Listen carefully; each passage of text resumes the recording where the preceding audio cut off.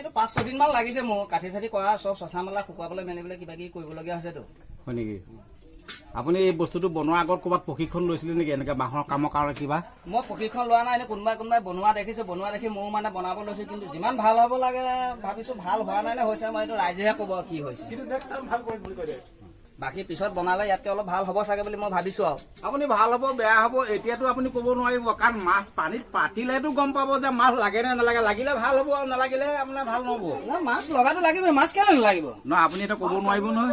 মাছ লাগিবই মাছ এই বাহনবিলাক তেতিয়াহ'লে জাল জৰিব উলিয়াইছে কি মাছ নালাগিবলৈ বনাইছে নেকি নহয় তাৰো আকৌ বন্ধা কথা আছে বনোৱা কথা আছে নহয় আপুনি আগতে এনেকুৱা পাতিছিলে নাই পাতিছোঁ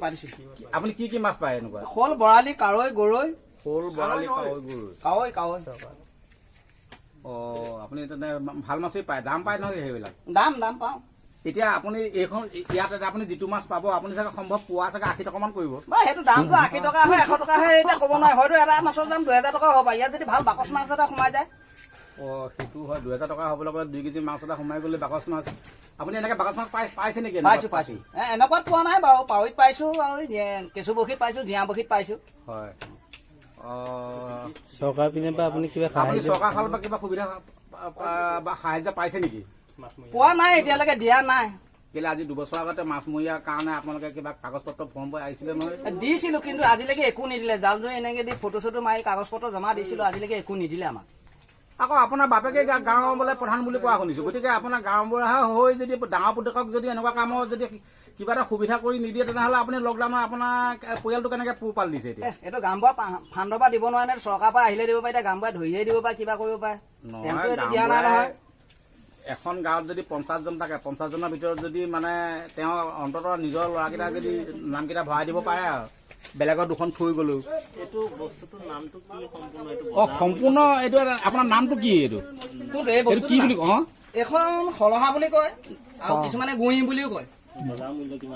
এইখনৰ বজাৰ মূল্য কিমান হ'ব আপোনাৰ মেহনতি মূল্য মোৰ এখনত প্ৰায় 2018 মান টকা হ'ব মানে টোটেল 38খন নহয় এনে 2018 হ'ব এনে আপুনি 2000 বুলি ক'ব আৰু মানে 18 মান পালে টকা দিলে ধৰি লওক যাব আৰু তেনেকুৱা কথা এতিয়া তেনে আপোনাৰ এতিয়া MRP আপোনাৰ 1800 হ'ব 1800 আপোনাৰ ইনকাম আছে কিছু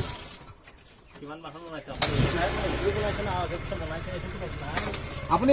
আগতেও বনাইছে নেকি এনেকুৱা মই বনাই থাকোঁ মাজে বনাই থাকে আৰু বেলেগ বাহন আপুনি কি পাৰে বনাব ডিঙৰা বনাওঁ উভতি বনাওঁ পাৱৈ বনাওঁ সিদিনা আপোনাৰ এনেকুৱা মেচিন এটা বোলে লালু কলো নিছিলে এটা বিক্ৰী কৰা হ'ল 410 টকা সেইটো মই বিক্ৰী কৰিলোঁ ঠাইতে সেইটো সৰু আছিলে নেকি বৰ বেছি এটা সৰু নহয় বৰ বেছি ডাঙৰ নহয় উভতিহে উভতি সেইটো কেনেকুৱা যন্ত্ৰ সেইটো পকৰটো বহল মানে মূৰটো জোঙাল এইটো থিয়কে পাতে পাৱৈটো পেলাই পাতে সেইটো থিয়কে পাতে আপোনাৰ পত্নীৰ বিষয়ে এইবিলাক কামত আপোনাৰ কাম কৰি থাকোতে আপোনাৰ পত্নী আপোনাৰ কিবা সহানুভূতি আগবঢ়াই নেকি পানী চানী বিচাৰোঁ কেতিয়াবা পানী এগিলাচ লৈ আহ বুলি কওঁ আৰু ৰছীডাল যদি ভিতৰত থাকে বোলো ৰছীডাল দেচোন ৰছীডাল অকণমান আনি মেলি দিয়ে আৰু বান্ধিব